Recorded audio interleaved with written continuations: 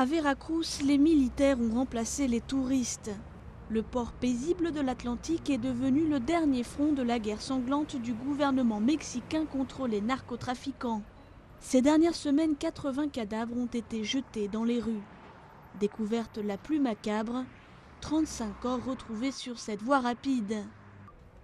Dans ce quartier résidentiel, l'armée et la police sont débarqués après une explosion. Les habitants y voient le signe d'une escalade de la violence. Ça a commencé ici il y a 1 an et demi, 2 ans, plus ou moins. Et maintenant, ça a monté d'un cran. Le président mexicain Felipe Calderón a déclaré la guerre au cartel de la drogue à son arrivée au pouvoir en 2006. Plus de 40 000 personnes ont été tuées depuis dans des affrontements entre les forces de l'ordre et les trafiquants, mais aussi entre les trafiquants eux-mêmes. Les cartels se disputent le contrôle des routes de la drogue vers les États-Unis, premier consommateur de cocaïne au monde. Déployer des soldats fait partie de la stratégie du gouvernement.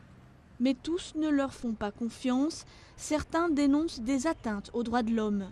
À Veracruz, ils sont perçus comme un mal nécessaire. Je crois qu'il y a des risques, mais ce sont des risques à prendre face à la situation à Veracruz.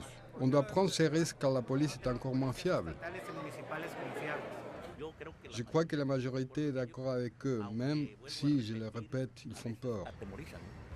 Officiellement, les militaires resteront à Veracruz le temps d'en finir avec la violence. Difficile de dire pour combien de temps.